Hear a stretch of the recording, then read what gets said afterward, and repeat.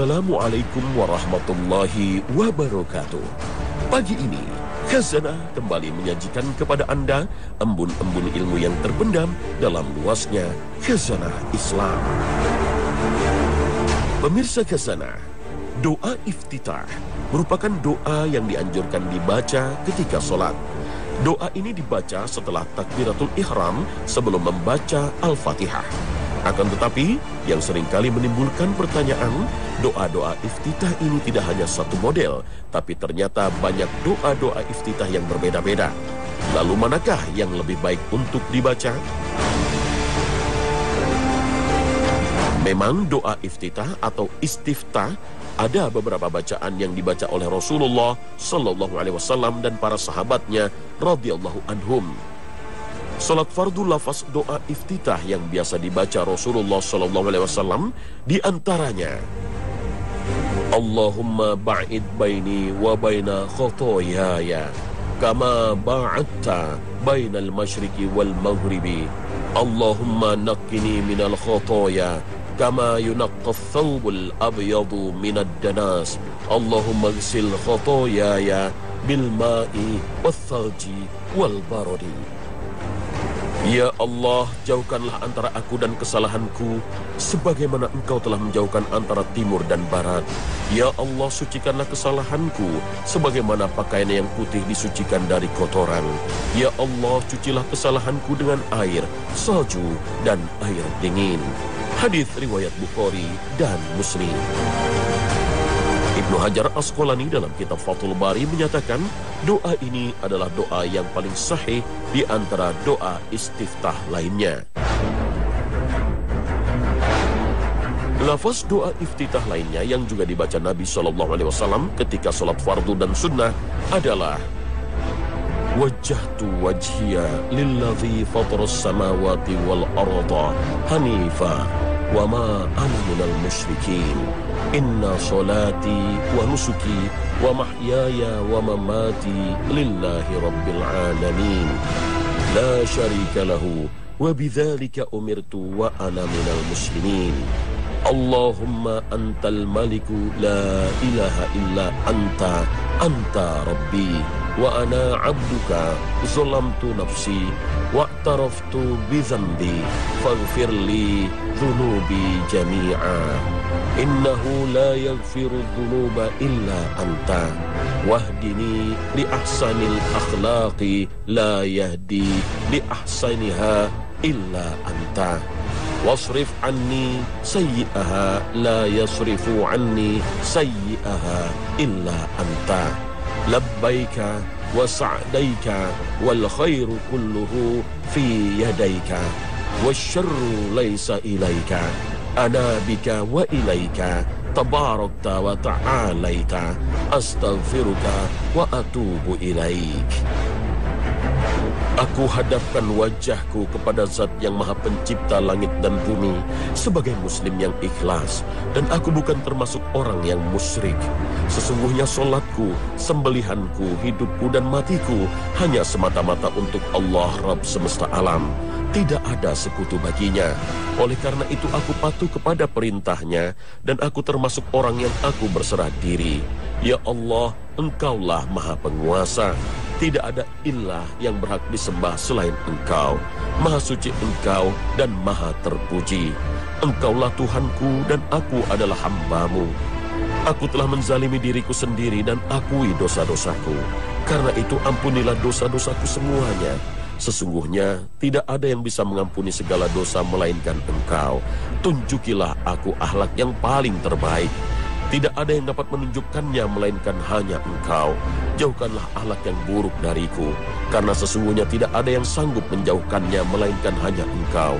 Aku patuhi segala perintah-Mu dan akan aku tolong agama-Mu. Segala kebaikan berada di tangan-Mu, sedangkan keburukan tidak datang dari-Mu. Orang yang tidak tersesat hanyalah orang yang Engkau beri petunjuk. Aku berpegang teguh denganmu dan kepadamu. Tidak ada keberhasilan dan jalan keluar kecuali darimu. Maha suci Engkau dan maha tinggi.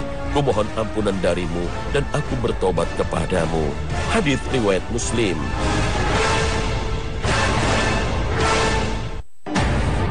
Ada juga doa iftitah yang tergolong pendek yang dibaca Nabi Shallallahu Alaihi Wasallam.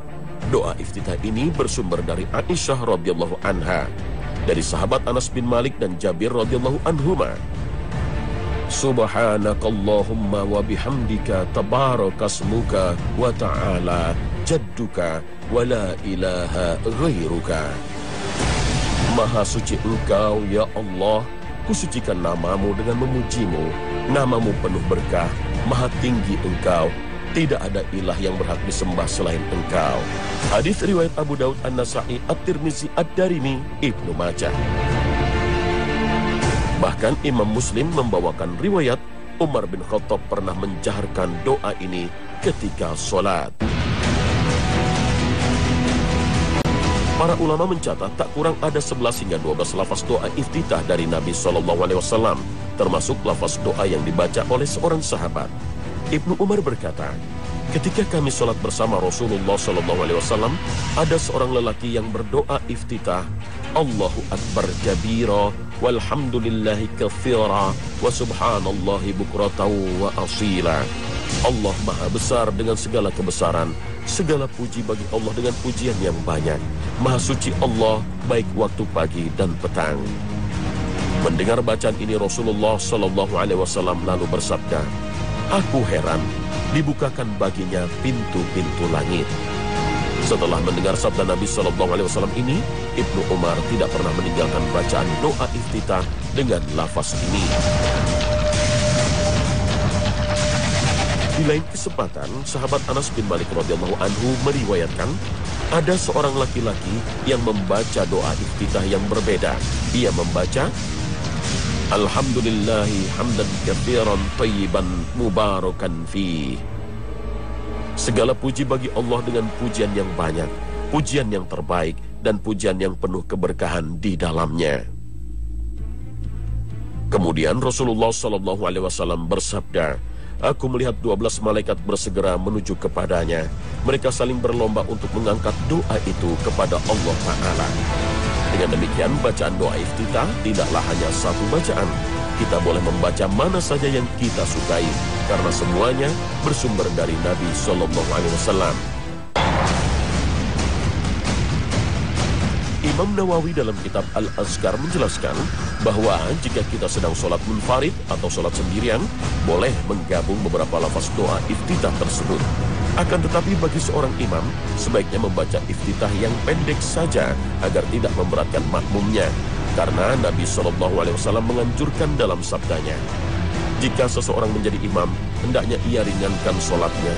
Karena di barisan makmum terdapat anak kecil, orang tua, orang lemah, orang sakit. Adapun jika sholat sendirian, barulah sholat sesuai keinginannya. Hadis riwayat Muslim. Lalu, apakah anjuran Nabi SAW untuk membaca doa iftitah dalam sholat ini bersifat wajib atau hanya anjuran saja? Berdasarkan keterangan hadis-hadis Nabi SAW, para ulama sepakat bahwa membaca doa iftitah hukumnya sunnah, tidak sampai tingkat wajib. Imam Nawawi mengatakan doa iftitah disunnahkan dibaca ketika sholat, baik ia bertindak sebagai imam, makmum, ataupun sholat sendirian atau munfarid. Termasuk juga di dalamnya orang yang melaksanakan sholat sunnah rawatib, sholat sunnah mutlak, sholat id, sholat gerhana, dan sholat minta hujan atau sholat istisqa. Sahabat Abu Hurairah meriwayatkan, biasanya Rasulullah SAW setelah bertakbir ketika sholat, ia diam sejenak sebelum membaca ayat. Maka aku pun bertanya kepada beliau, wahai Rasulullah, kutebus engkau dengan ayah dan ibuku. Aku melihatmu berdiam antara takbir dan bacaan ayat. Apa yang engkau baca ketika itu? Kemudian beliau menyebutkan doa istiftah. Hadis riwayat Bukhari dan Muslim. Ulama dari kalangan mazhab Hambali merinci hukum ini dengan menjelaskan, sholat sunnah jika lebih dari sekali salam seperti pada sholat tarawih, duha, rawatib, maka di setiap 2 rakaat disunnahkan membaca doa iftitah. Karena setiap 2 rakaat itu berdiri sendiri. Namun menurut pendapat ulama yang lain, cukup di awal sholat saja membaca iftitah. Hal ini menunjukkan ada kalangan ulama yang berpandangan boleh meninggalkan doa iftitah untuk sholat yang salamnya lebih dari sekali, seperti dalam sholat duha. Lalu bagaimana jika imam tidak memberikan jeda waktu bagi makmum untuk membaca doa iftitah?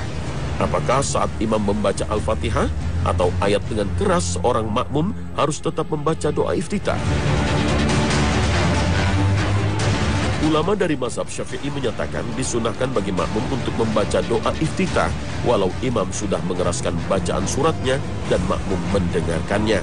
Seorang makmum masbuk tetap membaca doa istiftah, kecuali jika sudah akan segera ruku dan khawatir tidak sempat membaca Al-Fatihah. Dalam keadaan seperti ini, sebaiknya tidak perlu membaca iftitah, tapi harus berusaha menyelesaikan membaca Al-Fatihah, karena membaca Al-Fatihah termasuk rukun sholat, sementara doa iftitah hukumnya sunnah. Dengan demikian, membaca doa iftitah itu hukumnya sunnah, tidak wajib. Jika seseorang meninggalkannya tidak mengapa, tidak perlu sujud sahwi. Cara membacanya pun dengan lirih atau syir. Akan tetapi jika dibaca dengan jahar atau keras, hukumnya makruh, tetapi tidak membatalkan sholat. Wallahu a'lam bishawab.